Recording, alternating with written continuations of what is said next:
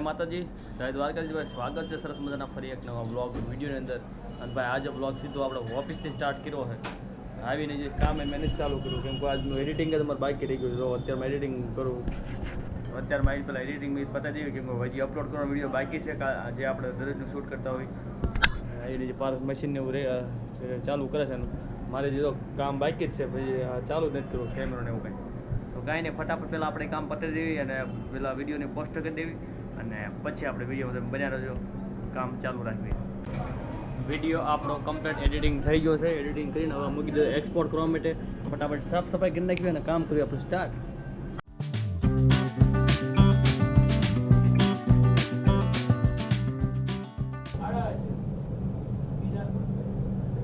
બીજા આવડા 279 લોટ છે. 279.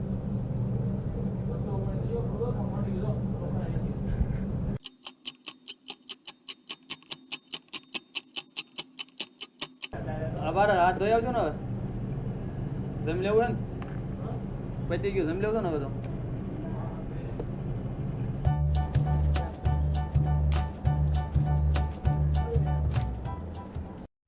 ચાલો તાર મિત્રો, જમવાનો ટાઈમ થઈ ગયો છે.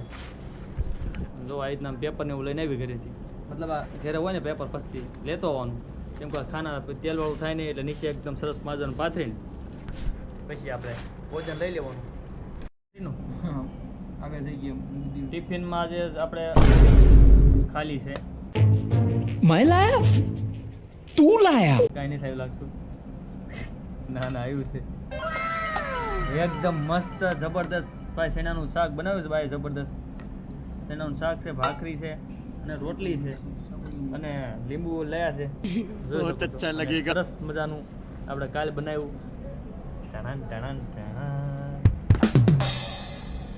ચેવડો. ચાલો તારે જમી લઈએ ને પછી શું અહીંથી જવાનું આપણે ઓલી બીજી ઓફિસ છે, ત્યાં હીરા લગાવવાના છે. 4-5 વાગે તો આપણે ત્યાં લગાવવાના છે. તો ફટાફટ જમીને સીધા નીકળે. કારખાના વાળા જેમ સિસ્ટમ નથી આપણે અહીંયા ખાઈને ભૂઈ જવાનું પેલા એવું કાંઈ. કારખાના વાળા કોઈ સિસ્ટમ ને તમે જમીન કરેલા આરામ કરવાના, જમીન તમારે કામે ફાટે જ જવાનું.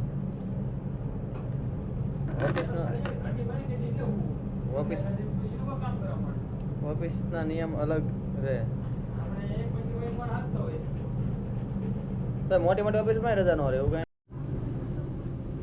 ઓફિસનું ડીજે કનેક્ટ કેવી રીતના થાય? આનું સ્પીકરનું નામ શું છે?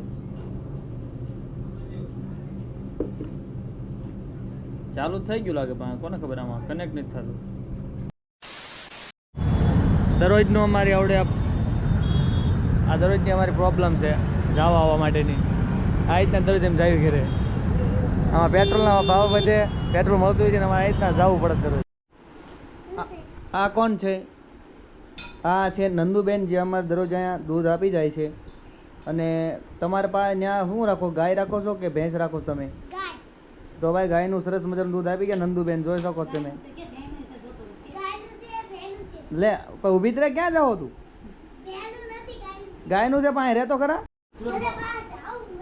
લે ઊભી રે.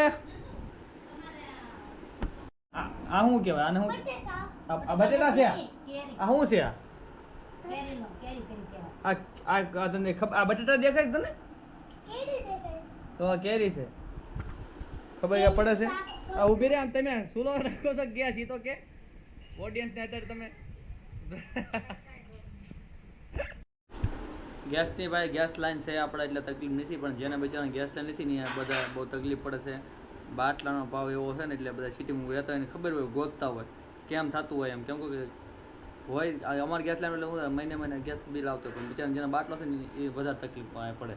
એટલે તો મિત્રો આપણે આ નવા કપડાં થોડા ટ્રાય કર્યા છે પારસભાઈના, જે બચેલા કપડાં હોય.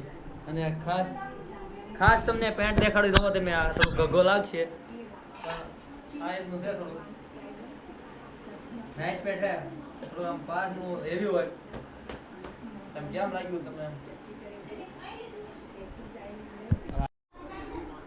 ચાલો મિત્રો, તારે જમવાનું બધું તૈયાર થઈ ગયું છે કમ્પ્લીટ.